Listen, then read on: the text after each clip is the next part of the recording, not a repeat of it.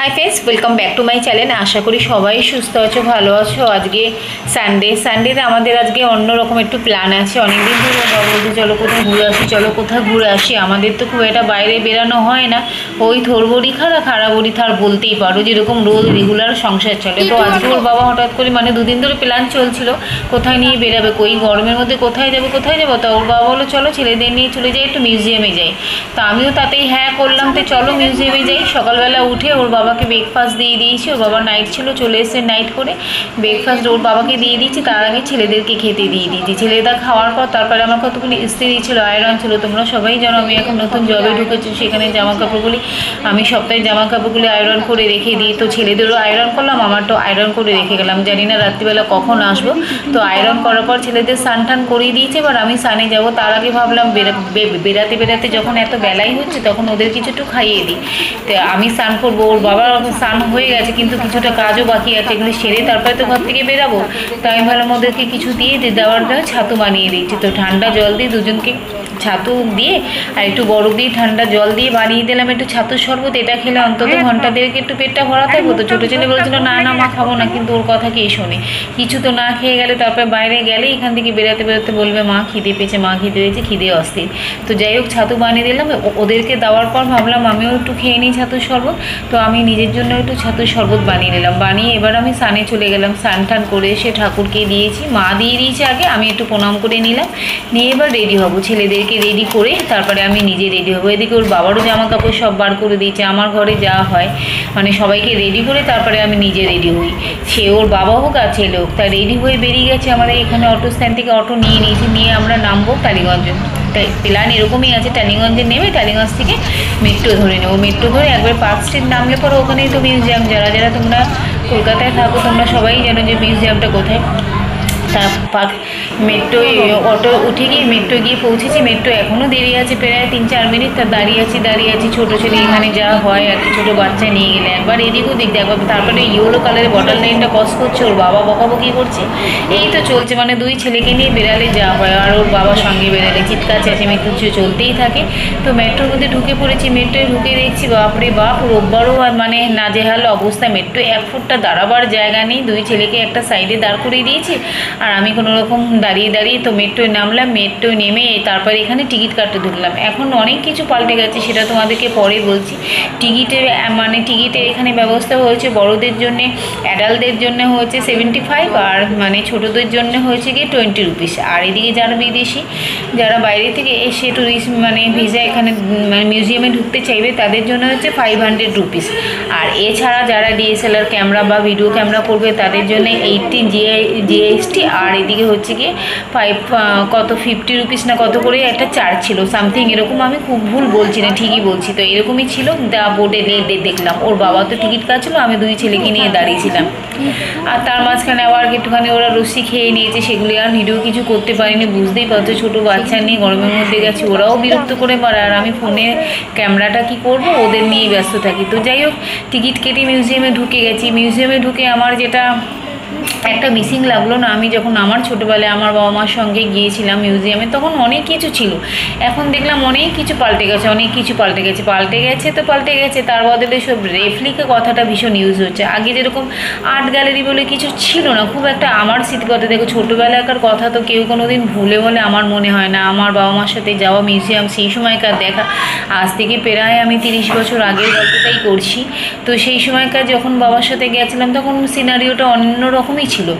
তা হতাশ কিছুই হয়নি। যাই হোক যুগের সাথে তো সব কিছুই পাল্টাবার নিয়ম, তো পাল্টে গেছে ঠিকই আছে। কিন্তু আমি ওই স্মৃতিটাকেই নিয়ে মিউজিয়ামে গেছিলাম যে ছেলেদেরকে ওইগুলি দেখো। ওটাই গল্প আমি ছেলেদেরকে বারবার বলে, দেখ ওখানে আছে সে আছে। যেটা আমি প্রথম মিস করেছিলাম ঢুকেই না, গ্রাউন্ড ফ্লোরে একটা বড় স্কেলটন ছিল। সেটা হচ্ছে ডাইনোসরের একটা স্কেলটন ছিল, বিশাল বড় একটা, নিচের মধ্যে রাখা ছিল। তো সেটা তো মিসিং দেখলাম প্রথমে ঢুকেই। নিচে গ্রাউন্ড ফ্লোরের এটা নেই, একদমই নেই। তা এখানে দেখতে তারপরে যখন ফার্স্ট ফ্লোরে গেলাম, ফার্স্ট ফ্লোরে দেখে গিয়ে অনেক কিছু অদল বদল হয়েছে। সেখানে স্পাইস ঢুকে গেছে। স্পাইস কীভাবে তৈরি হয় সেগুলি ড্রয়িংয়ের মাধ্যমে দেখানো হয়েছে। তারপরে মাচিস বক্স কীভাবে মাচিস কীভাবে তৈরি হচ্ছে, সেটা ফ্যাক্টরি থেকে কীভাবে মেড ফর আউট হচ্ছে, সেগুলো সব কিছু দেখাচ্ছি। এইগুলি কিন্তু আমার সময় আমি দেখিনি, আমার যতদূর মনে আছে। তারপরে ছিল গিয়ে ওখানে হচ্ছে তোমার রেপ্লিকা চলে এসছে, একটা আমি উল্ফ দেখলাম, সেটা নিচে লেখা ছিল উল্ফ ফর রেপ্লিকা। তারপরে আরও অনেক কিছু মিসিং। তারপরে যেটা ছিল কিছু কিছু জিনিসের স্কেলটন ছিল, সেগুলি দেখলাম পুরোটাই না বক্স দিয়ে মানে কাচের শোকেস করা দেওয়া হয়েছে। আমার সময় কিন্তু এরকম কাচের শোকেস ছিলই না, একদমই ছিল না। তারপরে ধান চাষগুলো এগুলি সব আর্ট গ্যালারিতে আমার সময় আমি দেখিনি আর্ট গ্যালারি কিছু ছিল এরকম। একটা সেকশন হচ্ছে শুধুই আর্ট গ্যালারি, সেখানে আর্টের ছবিই ভর্তি নানা রকমের। এই গ্যালারিতে আমার সময় ছিলই না। তা আমি সেগুলিই খুঁজতে যাচ্ছিলাম। তারপরে একজনকে দাঁড়িয়ে আমি সেগুলি জিজ্ঞেসও করছিলাম যে আমি যেগুলি দেখে গেছি আমার ছোটোবেলাকার, সেগুলি আমি 2 ছেলেকে নিয়ে এসেছি। তখন ওখানে লোকটাও স্বীকার করলো, হ্যাঁ ম্যাডাম যেগুলি বলছেন ওগুলি অনেকটাই আমাদের এখানে তখনকার সময় ছিল, এখন এগুলি দিল্লিতে চলে গেছে। তারপরে আমি বলছিলাম 2টো বাচ্চা একটা জারের মধ্যে ছিল, মানে উল্টোভাবে। মিউজিয়াম মানেই তো নানা রকম জিনিসপত্র, অদ্ভুত জিনিসপত্র বা যেগুলি হারিয়ে গেছে সেগুলি মিউজিয়ামে থাকে। তো সেগুলি ওনাদের জিজ্ঞেস করছিলাম, ওনারাও তাই বলছিল যে হ্যাঁ ম্যাডাম ওগুলি দিল্লিতে চলে গেছে আজ থেকে তো কয়েক বছর। আর যেগুলি বলছেন শোকেস করে দেওয়া হয়েছে, আমাদের তো পাবলিক জানেনি ভালো, সেগুলি তো নষ্ট করে দেওয়ার জন্য এখন শোকেস করে দেওয়া হয়েছে। তারপরে আমি বললাম ঠিকই আছে, আমি তো আজ প্রায় 25-30 বছর আগের গল্পই করছি। যাই হোক, ছেলেদেরও মনে থাকবে আশা করি আমি যে আজকে ওদেরকে ঘুরি না। আমার যেরকম আমার ছোটোবেলার কথা আজও মনে আছে, আমি ওখানে কী কী দেখেছিলাম কী কী দেখিনি। আর ছেলেরাও আশা করি সেগুলো। এই সেকশনটা দেখছো, এটা পুরোটাই রেপ্লিকা টাইপের করা। দেখলে মনে হবে যে সত্যিকারে, কিন্তু পেছনটা পুরো আর্ট গ্যালারিতে ভরিয়ে দিয়ে শুধু রেপ্লিকা দিয়ে রাখানো। কি আমার সময় এইগুলি ছিল না। যাই হোক, ছেলেদেরকে মিউজিয়াম দেখিয়ে তারপরে ভাবলাম পার্ক স্ট্রিটে যখন এসেছি, পাশেই তো এসপ্ল্যানেড একটা স্টেশন পরেই, তাই হেঁটে চলে গেলাম। চলে গিয়ে তারপরে বাড়ি থেকে যেরকম তোমরা দেখেছো ভিডিওতে, বাড়ি থেকে কিছু খেয়ে বেরানি ছেলেদের নিয়ে, ছেলেরাও মানে খিদে পেয়ে গেছে, ওর বাবা তো আগেই খিদে পেয়ে গেছে। তারপর বললাম চলো তাহলে এখান থেকে এসপ্ল্যানেড চলে যাই, ওখানে গিয়ে কিছু খাওয়া দাওয়া করে নেবো। তো এসপ্ল্যানেডে গিয়ে একটা কিছু খেতে বসলাম। এবার 2 ছেলে 2 রকম বায়না। বড় ছেলে বলছে, আমি বলেছিলাম যে চল চাউমিন আর চিলি পনির নিয়ে নিই, এটা ছোটো ছেলের পছন্দ ছিল। বড় ছেলে আবার বলছে না মা আমি চাউমিন চিলি পনির খাবো না, আমি অন্য কিছু খাবো। আমি অন্য কিছু বলতে কী খাবে, অন্য কিছু বলতে বলছে ধোসা খাবে। তো সেই নিয়ে আপাতত ধোসা চাউমিন এইসব নিয়েই খাওয়া হলো। তারপরে একটা করে কোল্ড ড্রিঙ্কস নিল, কোল্ড ড্রিঙ্কস 2টো নিয়েছিলাম। একটা 2 ছেলে একটু ভাগ করে খেয়েছে, একটা আমি ওর বাবা খেয়েছি। তারপরে এই করে ঠোরে একটুখানি বাজার কলকাতায় ঢুকেছিলাম। বাজার কলকাতায় ঢুকে একটু ওখানে 50% অফ চলছিল, 50% অফ চলছিল বলে চলো ঢুকে গিয়ে ওর বাবা 2টো গেঞ্জি নিল, আর আমি একটা আমার ভাইয়ের জন্য একটা গেঞ্জি নিলাম। তো এই নিয়ে আর যেটা আমার একটু দরকার ছিল একটা বেল্ট, অনেক দিন হয়ে গেছে, প্রায় বলতে পারো আজ 3-4 বছর হয়ে গেছে বেল্ট কিনেছি আর বেল্ট পাল্টাইনি। এই পাল্টাবো করে আর পাল্টানোই হয় না। তারপরে সেই বেল্টটা কিনতে চলে গেছি। বেল্টটা কিনে নিয়ে তারপরে বাড়ি ফেরার পালা। তা বাড়ি ফেরার পালা সকালবেলা আমি মটর সিদ্ধ করে রেখেই গেছিলাম যে বাড়িতে গিয়ে মানে ঘুগনি করবো, আর ঘুগনির সাথে লুচি বা পরোটা যাই করি না কেন কিছু একটা করে নেবো। তো সেই মতো সব সিদ্ধ করে রেখে গেছিলাম। রেখে গিয়ে বাড়িতে ফিরলাম। বাড়িতে ফেরার আর এক ঘটনা বলতে এইটাই বলতে চাইছি। আমি এসপ্ল্যানেড দিয়ে মানে অনেকগুলি ট্যাক্সিকে করলাম, এমনকি অনলাইনেও চেষ্টা করলাম। এমন বাজে রেট বলছে না তখন, মানে ভীষণ গায়ে লাগছে। কোনো বলছে 350 টাকা, কেউ বলছে 400, 450, 500 বলে ফেলছে। মানে এসপ্ল্যানেড দিয়ে আমি হরিদেবপুরে নামবো, সেটার জন্য এতটা টাকা বের করা ভীষণ মানে গায়ে লাগছিলো। আমি তখন ওর বাবাকে বললাম কোনো দরকার নেই, আমরা যেভাবে এসেছিলাম ওভাবেই বাড়ি যাবো। তা যাই হোক, ছেলেদের সবার মন খারাপ হয়ে গেলো, কেন কিছু করার নেই, অতগুলি টাকা দিতে আমারও ভীষণ গায়ে লাগছে। তা ওইভাবে তারপরে বাস ধরলাম। বাসকে বললাম আমি টালিগঞ্জ মেট্রো নামবো। তা বাস বললো হ্যাঁ টালিগঞ্জ মেট্রো। তখন কিন্তু উনি হ্যাঁই করলো, যে মানে কন্ডাক্টার ছিল, কন্ডাক্টার দাদা হ্যাঁ করলো। তো আমি উঠে পড়লাম। সেই সময় আর শরীরে দিচ্ছে না, ভালো লাগছে না, মানে ইচ্ছা হচ্ছে কখন বাড়ি যাবো, একটু ফ্রেশ হবো। তা বাড়ি গিয়ে মানে বাসে উঠে পড়লাম। উঠে বাসটা ফাঁকা চলে যাই, যে যার মতন বসে পড়েছি সিট পেয়ে। সেখানে আবার ভাড়া কাটতে গিয়ে কন্ডাক্টার, আমি যখন বললাম টালিগঞ্জ মেট্রো কাটবেন 15 টাকা করে ভাড়া, আমি ভেবেই নিয়েছিলাম। তো বলছে না ম্যাডাম টালিগঞ্জ মেট্রো যাবেন, এটা টালিগঞ্জ ফাঁড়ি যাবে। বলছে আমি তখন এত রাগ হলো না, আমি তো আপনাকে তো বলেইছিলাম আমি টালিগঞ্জ মেট্রো যাবো, আমি তো টালিগঞ্জ ফাঁড়িতে নামবো বলে আপনাকে বলিনি। তখন চুপ করে রয়েছে। যাই হোক, তখন আর কী করা যাবে, কিছু করার নেই। আমি তখন বললাম ঠিক আছে আমি টালিগঞ্জ ফাঁড়ি ভাড়াটা কাটুন, তো টালিগঞ্জ ফাঁড়ির ভাড়া কেটে টালিগঞ্জ ফাঁড়িতে নামলাম। ওর বাবা তো খ্যাটখ্যাট করেই চলেছে। তারপরে টালিগঞ্জ ফাঁড়িতে নেমে ওখান দিয়ে একটা কিছু করব, তো এইভাবেই সিদ্ধান্ত নিয়েছিলাম। তারপরে ওর বাবা বললো, না একটা কাজ করো, যদি এখান দিয়ে ট্যাক্সি পেয়ে যাই চলো ট্যাক্সি করে চলে যাবো। তা তখন হঠাৎ আবার ভাইয়ের সাথে দেখা হলো। ভাই আবার আমাদের বাড়িতে যাচ্ছিলো, রাস্তায় দেখা হয়ে গেল। দেখা হয়ে গিয়ে তারপরে ভাইকে নিয়ে এখানে গেলাম, তো ভাইকে নিয়ে চলে এলাম। চলে এসে মানে ওখান দিয়ে ট্যাক্সি, যাই হোক ট্যাক্সি ওইখানেও আমাদের বাড়ি থেকেও উল্টোপাল্টা বানানো হয়েছে, তারও কোনো রকম একটা বাজেটের মধ্যে নিয়ে এসে শেষমেশ বাড়িতে পৌঁছালাম। বাড়িতে পৌঁছে তারপরে বিকালে যে রান্নাবাড়ি ছিল সেগুলি সারলাম। একটু চা এসে আগে প্রথম ফ্রেশ হয়ে নিয়েছিলাম, ফ্রেশ হয়ে তারপরে একটুখানি চা খেলাম। তোমাদের জিনিসপত্রগুলি শেয়ার করে দিই। কিনেছিলাম হচ্ছে গিয়ে আমি একটা মগ কিনেছিলাম, ওর বাবা 3টে গেঞ্জি কিনেছিলাম। মগটা আমার ভীষণ দরকার ছিল। আমি অনেক দিন মানে প্রথম যখন উঠেছিল না অনলাইনে, এটা বেশ দাম ছিল, বেশ 250 টাকা 300 টাকা এরকম দাম ছিল।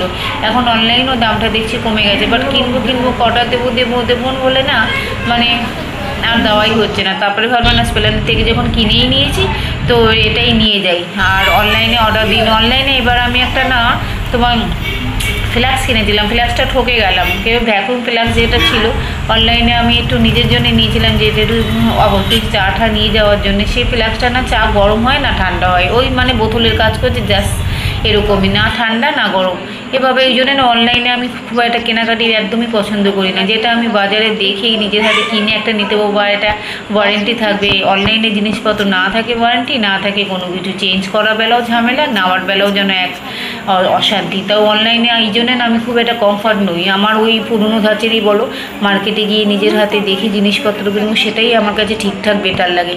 তো যাই হোক এইভাবে জিনিসপত্র কিনেছি। একটা মগ, 3টে গেঞ্জি আর আমার একটা বেল্ট, এই কিনে আপাতত বাড়ি ফেরার পালা। বাড়িও ফিরেছি, ফিরে ফ্রেশ হয়ে একটু চা খেয়ে তারপরে তোমাদের সাথে এইসব জিনিসগুলি শেয়ার করলাম। আশা করি আজকের ভিডিও তোমাদের ভালো লাগলে প্লিজ লাইক করো, কমেন্ট করো, শেয়ার করো। চ্যানেলে নতুন হয়ে থাকলে চ্যানেলটা সাবস্ক্রাইব করে দিও প্লিজ। আবার হাজির হয়ে যাবো এরকম একটা নতুন ভিডিও নিয়ে। আমাদের সাধারণ মধ্যবিত্ত করে যেটা হয় সেটাই তোমাদের সাথে শেয়ার করি। আশা করি তোমাদের ভালো লাগলো, না কিছু তামঝাম দেখি না কিছু।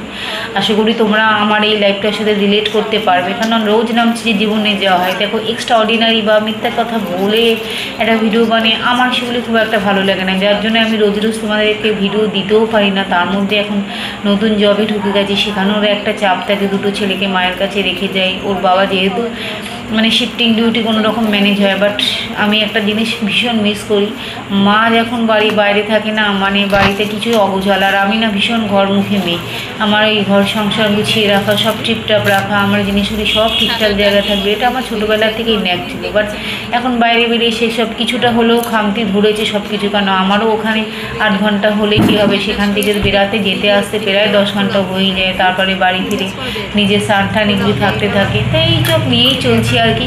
তার মাঝখানে আজকে একটা ভিডিও দিলাম, যেটা আমরা ছেলেদের নিয়ে আর ওর বাবাকে নিয়ে বেরিয়েছিলাম।